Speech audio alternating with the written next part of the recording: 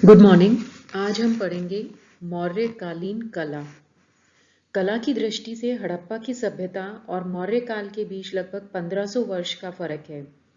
इस बीच की कला के भौतिक अवशेष हमें नहीं मिलते हैं।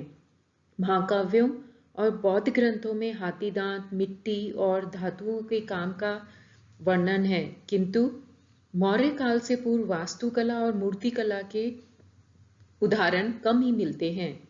मौर्य काल में ही पहल कलात्मक गतिविधियों का इतिहास निश्चित रूप से प्रारंभ होता है। राज्य की समृद्धि और मौर्य शासकों की प्रेरणा से ही विभिन्न प्रकार की कलाकृतियों को प्रोत्साहन मिला। तो जो मौर्यकालीन कला है उसको हम दो भागों में बांटकर फिर उसका अध्ययन करते हैं। एक तो राज तक्षकों द्वारा निर्मित कला, जो कि मौर्य प्रसाद और अशोक के स्तंभों में पाई जाती है, यानी कि वहाँ का जो शासक वर्ग है उसके द्वारा जो कला को प्रोत्साहन दिया गया, उसके द्वारा विकसित हुई कला। और दूसरा वह रूप जो परखम के यक्ष और दीदारगंज की चामर ग्रहणी और वेसनगर की यक्षिणी में देखने को मिलता है। इस कला को लोक कला कहा जाता है। राजसभा से संबंधित कला की प्रेरणा का स्रोत स्वयं सम्राटी था। यक्ष यक्षिणियों में हमें लोक कला का रूप मिलता है। लोक कला के रूपों की परंपरा पूर्व युगों से मिट्टी और लकड़ी से बनी थी, अब उसे पत्थर के माध्यम से बनाया जाने लगा। अब सबसे पहले हम अध्ययन करेंगे राजकीय कला। राजकीय कला का जो सबसे पहला उदाहरण है वो है चंद्रगुप्त मौर्य का प्रसाद या महल, जिसका जो वर्णन किया है वो एरियन ने किया है। उनके अनुसार राजप्रसाद की शान शौकत का मुकाबला सूसा और एक बताना से भी नहीं कर सकते हैं। यह प्रसाद जो था ये वर्तमान पटना के निकट कुम्भहार गांव के पास था, और कुम्भहार की खुदाई में महल के सभा भवन के जो अवशेष मिले हैं उसमें महल की विशालता का अनुमान लगाया जा सकता है। यह सभा भवन जो है वो खंभों वाला एक बड़ा हॉल था, और इसकी खुदाई जो है वो 1951 में पूरी हुई, और इसमें कुल मिलाकर 40 पत्थर के पिलर बने हुए हैं, और इस समय वो भग्नावशेष में है। इस सभा भवन का फर्श और छत है लकड़ी के थे। भवन की लंबाई लगभग 140 फुट और चौड़ाई 120 फुट है। भवन के जो पिलर हैं वो बलुआ पत्थर के बने हुए थे और उनमें चमकदार पॉलिश की गई थी। फाहियान ने अत्यंत भाव प्रवण शब्दों में इस प्रसाद की प्रशंसा की है। मेगस्थनीज के अनुसार पाटलिपुत्र सोन और गंगा के संगम पर बसा हुआ था।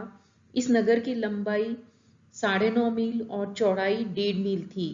नगर के चारों ओर लकड़ी की दीवार बनी हुई थी, जिसके बीच बीच में तीर चलाने के लिए छेद बने हुए थे। दीवार के चारों ओर एक खाई थी जो लगभग 60 फुट गहरी और 600 फुट चौड़ी थी। इस नगर में आने जाने के लिए 64 विभिन्न गेट्स थे। दीवारों पर बहुत से बुर्ज थे जिनकी संख्या लगभग 570 थी। पटना में जो खुदाई हुई है उसमें लकड़ी से निर्मित दीवार के अवशेष प्राप्त हुए हैं। 1920 में बुलंदी बाग की खुदाई से प्राचीर का एक अंश भी मिला है जो लंबाई में लगभग 150 फुट है। लकड़ी के जो खंभों की दो पंक्तियां हैं इनमें बीच में 14.5 फुट का अंतर है। यह अंतर लकड़ी के स्लीपरों से ढका गया है। खंभों की ऊंचाई जमीन की सतह से 12.5 फुट है और ये जमीन के अंदर 5 फुट गहरे दबे हुए हैं। यूनानी लेखकों ने लिखा है कि नदी तट पर स्थित नगरों में प्राय लकड़ी के शिल्प का ही उपयोग होता था, और पाटलिपुत्र की भी यही स्थिति, और सभा मंडप में पत्थर की स्तंभों का प्रयोग एक नई प्रथा थी।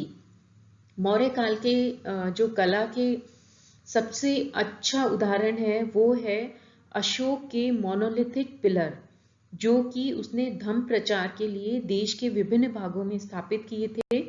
इनकी संख्या लगभग 20 है और ये चुनार के बलुआ पत्थर के बने हुए हैं, और इनकी ऊंचाई 40 से 50 फुट है। चुनार की खानों से पत्थरों को काटकर निकालना शिल्प कला में इन एक ही पत्थर के खंभों को काट तराशकर वर्तमान रूप देना, इन स्तंभों को देश के विभिन्न भागों में पहुंचाना, यह शिल्पकला और इंजीनियरिंग कौशल का ही एक उदाहरण है।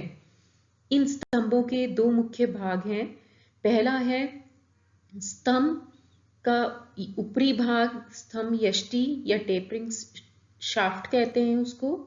शीर्ष भाग के मुख्य अंश हैं। सबसे पहला है घंटा, जो कि अखमनी स्तंभों के आधार के घंटों से मिलते जुलते हुए हैं। भारतीय विद्वान इसे इन्वर्टेड लोटस कहते हैं। इसके ऊपर गोल चौकी है। कुछ चौकियों पे 4 पशु और 4 छोटे चक्र भी बने हुए हैं। चौकी पर सिंह, अश्व, हाथी और बैल है। रामपुर में नटुआ बैल ललित मुद्रा में खड़ा है। सारनाथ में शीर्ष स्तंभ पर 4 सिंह जो हैं वो पीठ सताए बैठे हैं। ये 4 सिंह एक चक्र धारण किए हुए हैं। यह चक्र बुद्ध द्वारा धर्म चक्र प्रवर्तन का प्रतीक है।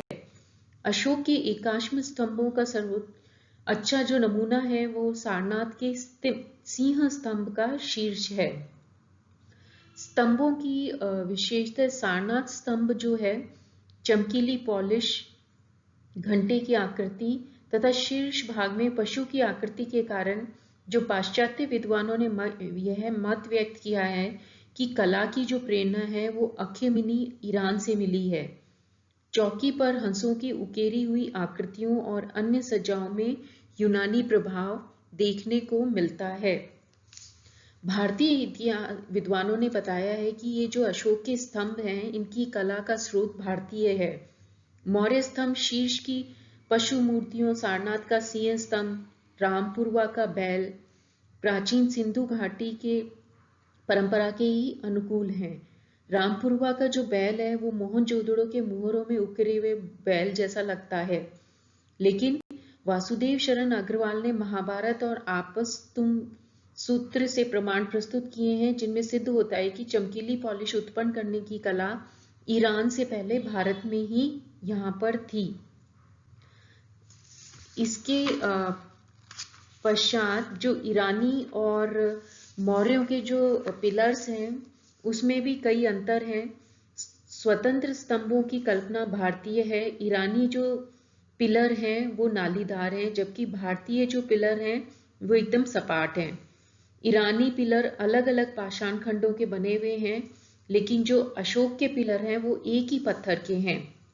स्तंभ के शीर्ष भाग को घंटा कहा गया है, किंतु भारतीय विद्वानों के अनुसार वह आवामुख कमल अथवा पूर्ण घट है जो बाहर की ओर लहराती हुई कमल की पंखुड़ियों से ढका हुआ है।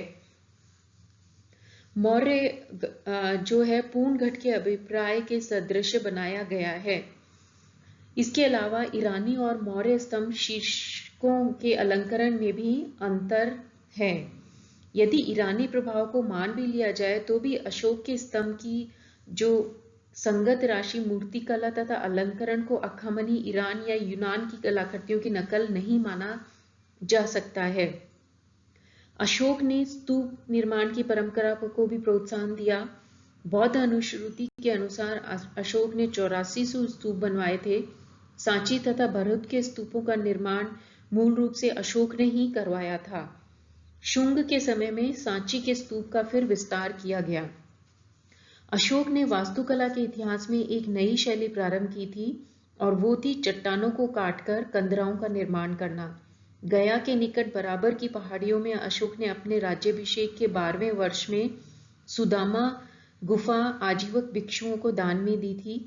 इस गुफा में 2 कोष्ठ हैं, एक गोल व्यास का जिसकी छत अर्धवृत्त या खरबूजिया आकृति की है। उसके बाहर का मुखमंडप आयताकार है किंतु छत गोलाकार है। दोनों कोष्ठों की भित्तियों और छतों पर शीशे जैसी चमकती हुई पॉलिश है।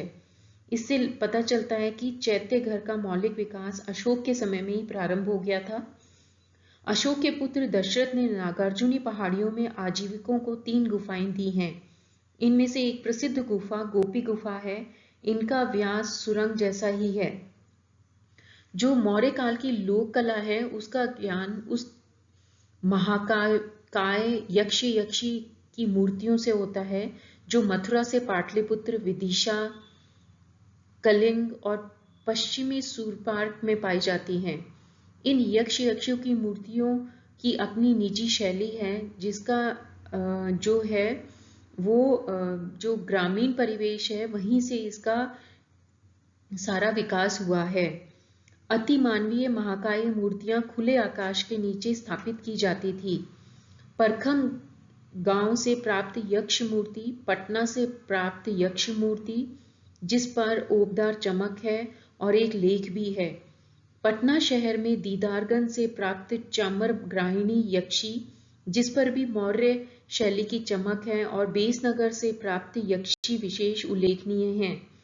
ये मूर्तियां बड़ी हैं और मांसपेशियों की बलिष्ठ और दृढ़ता उनमें जीवंत रूप में दिखाई देती है। ये पृथक रूप से खड़ी हैं, पर उनके दर्शन का प्रभाव सम्मुखीन है। उनका वेश है, सिर पर पगड़ी है, कंधों और भुजाओं पर उत्तरी है, नीचे धोती जो कटी में मेखला कायबंद से बंधी हुई है। कानों में भारी कुंडल है, गले में कंठा है और तिकोना हार और बाजुओं पर अंगद हैं। मूर्तियों को थोड़ा घटोत्कच दिखाया गया है, जैसे कि परखम की मूर्ति में हमें देखने को मिलता है।